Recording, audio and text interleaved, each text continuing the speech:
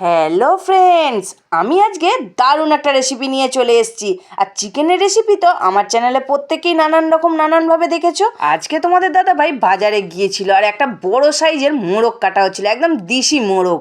আর মোরগটা দেখে তোমাদের দাদাভাই ভাবলো, ওহ দেশি মোরগ তো দারুণ লাগবে খেতে। আর কতটা সুন্দর দেখতে পাচ্ছ বন্ধুরা, চর্বিতে ঠাসা, আর মাংসর পিসগুলো হয়েছে সেরকম খাসা। মোরগটার ওয়েট ছিল মানে পালক ছাড়িয়ে 3.5 কেজি। তাহলে কতটা সুন্দর। আর মুরগির থেকে মোরগ হয় সব থেকে বেশি টেস্টি, যার জন্য তোমাদের দাদাভাই দেখতে পেয়ে কিনে নিয়ে চলে এসছে।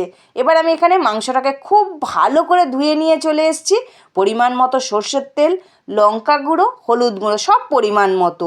আর এখানে দিয়ে দিলাম অল্প একটুখানি গোটা জিরে আর 2 চামচের মতো ভিনিগার। আমি এখানে 2টো ছিপি মেপে দিয়েছি, তোমরা 2 চামচের মতো ভিনিগার দিয়ে দেবে। আর ভিনিগার না বাড়িতে থাকলে লেবু তো থাকেই, পাতিলেবুর রস বা টক দই। কেন, দেশি মুরগি তো, দেশি মুরগির মধ্যে একটা আলাদা একটা মানে আঁটো সাঁটো ভাব থাকে, যার জন্য এগুলো দিতেই হয়। চিকেনটাকে মাখিয়ে আমি 1 থেকে 1.5 ঘন্টা রুম টেম্পারেচারে রেখে দেবো। আর দেশি মুরগি রান্না করব, বড় বড় খামি আলু হবে না তা হয়েছে কখনো?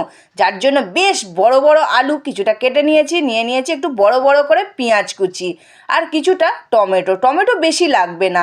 আর এখানে নিয়েছি একদম পাতলা পাতলা করে সরু সরু করে কিছুটা পেঁয়াজ। আমি এখানে 2 ধরনের পেঁয়াজ কেটে নিয়েছি, একটা মোটা একটা সরু, আর কিছুটা ধনিয়া পাতা। ব্যাস এইটুখানি আমার সবজি হলেই হয়ে যাবে মাংস রান্না। এবার একটা কড়াই বসিয়ে দিয়েছি, দিয়ে দিলাম পরিমাণ মতো সর্ষের তেল, আর সর্ষের তেলের ওপরে দিয়ে দিলাম একটুখানি হলুদ গুঁড়ো, মানে ওই 1 চামচের মতো। দিয়ে তেলের সাথে হলুদ গুঁড়োটা খুব সুন্দর করে মিশিয়ে নিলাম। নিয়ে আলুগুলোকে দিয়ে দিলাম, আলুগুলোকে একটু ভেজে নেব। আলু কিন্তু খুব লাল লাল করে আজকে ভাজবো না, এইভাবে আলুগুলোকে ভেজে নিয়েছি। নিয়ে আলুগুলোকে তুলে রেখে দিলাম। আমি কিন্তু আলুগুলো খুব লাল লাল করে ভাজিনি। এবার ওই তেলেতেই সরু সরু করে যে পেঁয়াজ কুচিটা ছিল সেই পেঁয়াজ কুচিটা দিয়ে দিলাম। দিয়ে অল্প একটুখানি ভাজবো, বেশি ভাজার দরকার নেই। আর তারপর মোটা মোটা করে যে পেঁয়াজটা কেটে রেখেছিলাম সেই পেঁয়াজটা দিয়ে দিলাম। এই মোটা মোটা করে পেঁয়াজটা কেন দিয়েছি জানো বন্ধুরা? যখন তুমি মাংসর তরকারিটা খাবে রুটি দিয়ে একটু চুবিয়ে, গালে এই বড় বড় পেঁয়াজ একটু করে পড়বে, কেন এ তো পুরোপুরি সিদ্ধ হয় না, আর খেতে অপূর্ব লাগে।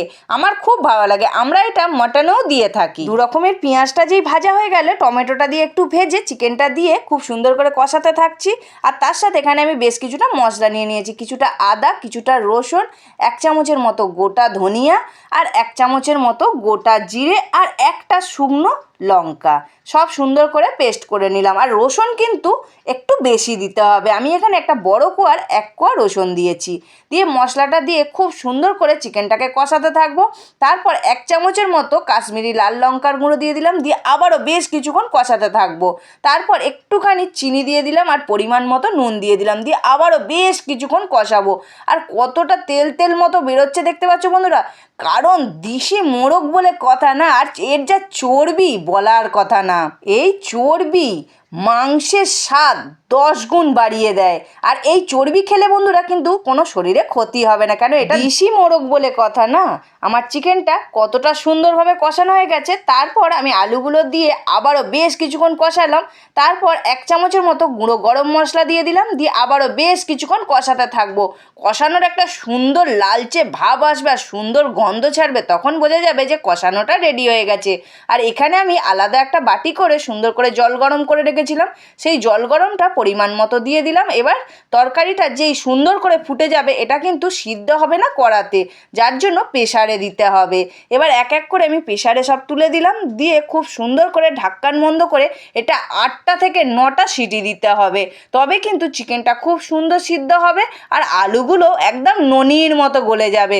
বন্ধুরা, এখানে আমার দেশি মুরগির আলু দিয়ে পাতলা ঝোল তৈরি হয়ে গেল। আর আমি কতটা কম তেলে রান্না করেছি দেখতে পাচ্ছ।